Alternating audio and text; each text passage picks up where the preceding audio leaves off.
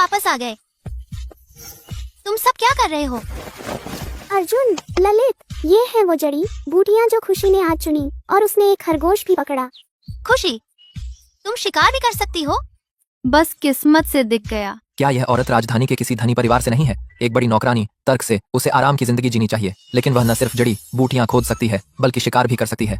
आपको धनी बना करके। बहुत हुई बातें सब लोग। पहले इन चीजों को छांट लो, इन जड़ी बूटियों को सुखाओ, कल इन्हें कस्बा ले जाकर दाम पता करो। मैंने गांव में कुछ सब्जियां और अंडे भी बदले हैं। परसों की दावत के लिए इतना काफी होना चाहिए। ठीक है, सब लोग जल्दी से अंदर आकर आराम करो।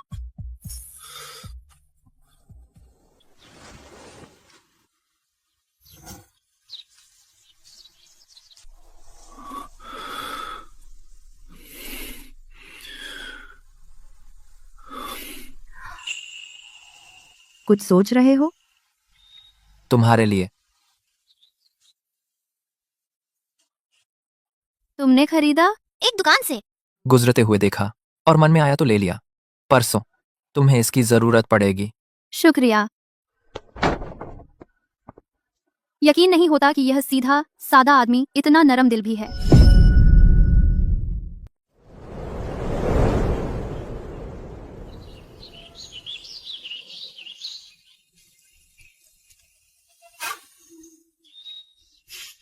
कल रात मैंने अपने पौधों का जादू इस्तेमाल किया इन जड़ी बूटियों को पोषित करने के लिए। अगर हमें मिल जाए एक ऐसा डीलर जो अपना काम जानता हो तो हम अच्छी कीमत पा सकते हैं।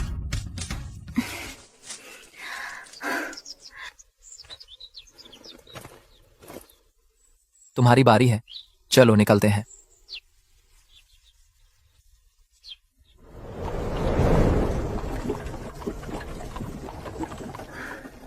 यह पहली बार है जब मैंने सच में देखा इस जगह को।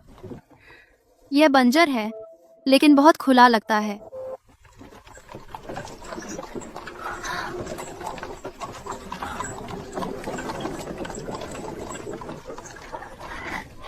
बाजार आगे ही होना चाहिए।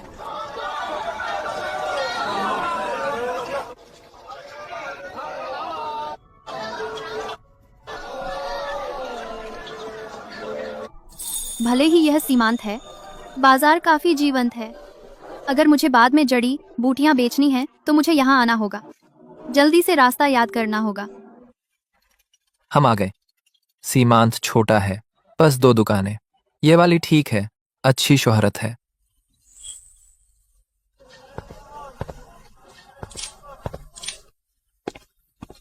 मालिक, आप औषधीय जड़ी बूटियां खरीदते हैं? हाँ, मुझे देखने दो।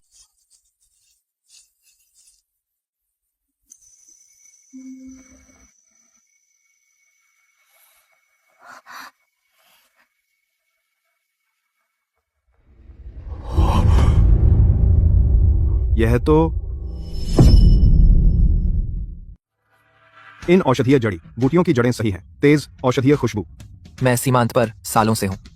मैं बहुत कम ही देखता हूँ ऐसी उच्च गुणवत्ता वाली औषधीय जड़ी बूटियां। बिल्कुल उम्दा चीज है। ये जड़ी बूटियां बहुत अच्छी लग रही हैं। मैं आपको कोई बहाना नहीं बनाऊंगा। 3 रुपए 60 पैसे नंबर। शुक्रिया मालिक। प्रशिक्षण मैदान में मैंने 2 महीने तक जान लगा दी और सिर्फ 2 रुपए मिले। उसने एक दिन में जो झड़ी बूटियां खो दी 3 रुपए से ज्यादा में बिक गईं। मैं, एक जवान आदमी, अपनी पत्नी के सामने भी नहीं टिक सकता। यूं खड़े मत रहो, चलो घर चलते हैं। नहीं हो सकता, मुझे कमाने वाला होना चाहिए। मैं अपनी पत्नी से भी नहीं जीत सकता। मैं कैसा आदमी हूं? मुझे और युद्ध में नाम कमाना है। मैं अपनी पत्नी को कमाने नहीं दे सकता। क्या कुछ और है जो तुम खरीदना चाहती हो? मैं इस कस्बे को अच्छी तरह जानता हूं। जो चाहिए मैं तुम्हें ले चलूंगा। सीमांत पर सबसे ज्यादा भोजन की जरूरत है। अगर हम अपना जीवन सुधारना चाहते हैं, हमें और सब्जियों के बीज खरीदने होंगे। मैं अपनी शक्ति का उपयोग करके सब्जियां और अनाज उगा सकती हूँ। मैं कुछ सब्जियों के बीज खरीदना चाहती हूँ। ठीक है, मेरे पीछे आओ।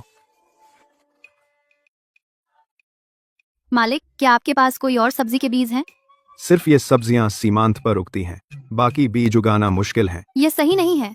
मूल मालिक की याद के अनुसार इस दुनिया में मक्का है। आज बाजार का दिन नहीं है। अगर तुम खरीदना चाहती हो कुछ अनोखे बीज तो इंतजार करना होगा जब तक बाजार का दिन, जो हर 10 दिन में आता है। बाजार का दिन? इसमें क्या अलग है? यह जगह जहाँ 3 राज्य मिलते हैं। हर 10 दिन में बाजार लगता है। दूर दूर से व्यापारी आते हैं। वे दूसरे देशों से सामान लाते हैं, जैसे बीज, मसाले, यहाँ तक कि दुर्लभ चीजें भी। अगला बाजार का दिन कब है? 5 दिन बाद। 5 दिन में जरूर आऊंगी देखने। देखूं कि मुझे व्यापारियों से कुछ दिलचस्प मिलता है या नहीं। चलो अंदर चलते हैं। मैडम, यह तो सबसे सस्ता है। यही ले लेते हैं। खुशी, तुम भी यहाँ हो? बस कपड़े देख रही हूँ मैं देखना चाहती हूँ कि अर्जुन परिवार खुशी के लिए क्या खरीद सकता है। मालिक, इन दोनों के कितने? एक थान 200 पैसे। ये 2 थान मेरे लिए लपेट दो, ताकि मैं मीरा और छोटों के लिए भी नए कपड़े बना सकूं। जी बिल्कुल।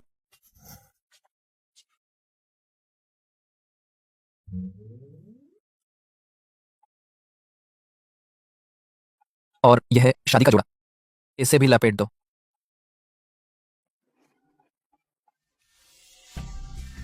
क्यों अर्जुन परिवार? खुशी पर इतना खर्च कर रहा है। जी बिल्कुल। कृपया एक पल रुकिए। ग्राहकों, मैं सब लपेट देता हूँ। वो जोड़ी तो खूब खर्च कर रही है, उस दूसरी जोड़ी की तरह नहीं जो सबसे सस्ते घूंघट पर मोल भाव कर रही थी और घंटों बहस करती रही। यह ड्रेस बहुत आरामदायक है, चलने फिरने में अच्छी है। मुझे अक्सर पहाड़ पर जाना होगा और खेती भी करनी है। इस तरह का कपड़ा रंग काम करने के लिए बेहतर है।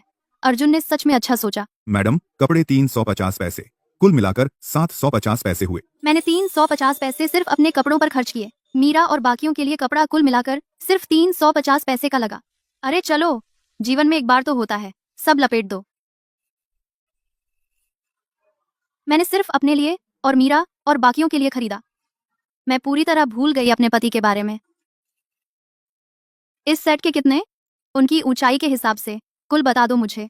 पहले खरीदे गए सामान को मिलाकर कुल होगा 1 रुपया और 250 पैसे। कौन इतना फिजूल खर्ची कर रहा है?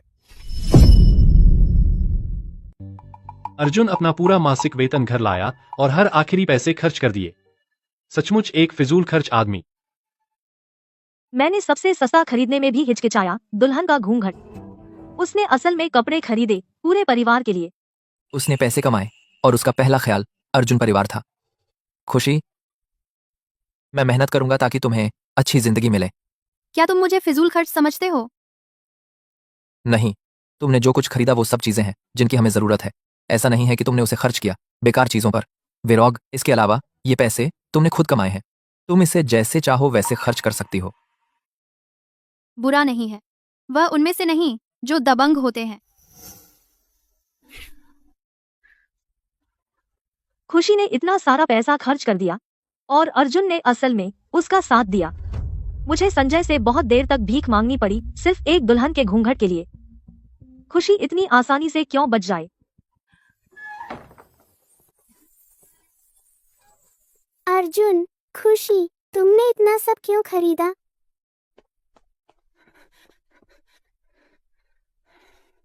तुम पूरा बाजार घर ले आई। खुशी, तुमने जड़ी बूटियां कितने में बेची? सब बिक गए। 3 रुपए 60 पैसे। दारून। 3 रुपए 60 पैसे।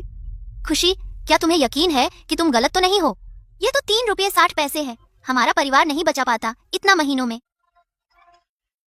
तो अब कितना बचा है? 4 रुपए 50 पैसे बचे हैं। 4 रुपए 50 पैसे। 3 रुपए 60 पैसे में बिका। आखिर में हमारे पास बचे सिर्फ 4 रुपए 50 पैसे। वो सारा पैसा कहाँ गया? आज हम बाजार गए थे और ज्यादातर कुछ कपड़े सिलने के लिए कपड़ा, एक शादी का जोड़ा और कुछ बीज और औजार, वो सब चीजें जिनकी हमें अभी जरूरत है। हमने कोई पैसा बर्बाद नहीं किया। यह आपकी बहू की तरफ से है। उसने यह खास आपके लिए खरीदा है ताकि आप एक नया जोड़ा बना सकें, और ललित और मान्या के लिए भी। और मेरे लिए भी? बस बच्चों के लिए खरीदो। मैं अब बूढ़ी हो गई हूँ, मुझे ऐसी चीजों की कोई परवाह नहीं। आप रोज मेहनत करती हैं, आप घर की सब चीजों का ध्यान रखती हैं। क्यों नहीं, आपको एक नया जोड़ा मिलना चाहिए। इस बार हमने ज्यादा नहीं कमाया, तो हम बस आपको तैयार कपड़े नहीं खरीद सके। हमें आपसे कहना पड़ा कि आप खुद सिल लें। ये 2 थान देखो, क्या कपड़ा काफी है? काफी है, और काफी बच भी जाएगा। माँ और छोटे भाई बहन काफी समय से इतने खुश नहीं थे। मैं सोचता था कि पत्नी होने से जिंदगी और मुश्किल हो जाएगी, लेकिन जब से खुशी आई घर की जिंदगी और बेहतर होती गई। मैंने कभी नहीं सोचा था कि खुशी एक धनी परिवार से आने वाली न सिर्फ हमें नीचा नहीं समझेगी, बल्कि पैसे भी कमाएगी, और सबसे पहले वो इस परिवार के बारे में सोचेगी। परसों का विवाह समारोह खुशी के लिए अच्छी तरह से होना चाहिए। सॉरी तुमसे इतना खर्च कराने के लिए। जब मैं और पैसे कमाऊंगी तो आपको और भी खूबसूरत कपड़े खरीदूंगी। मैं इंतजार करूंगी। तुम तो बेवकूफ हो। तुम्हें पालने का क्या फायदा। मेरी बहू जितना भी ख्याल नहीं रखते, उसे ख्याल रखना आता है। बहुत अच्छा, हमें भी नए कपड़े मिले। संजय, मेरे पास सिर्फ एक दुल्हन का घूंघट है। यह थोड़ा सादा है ना?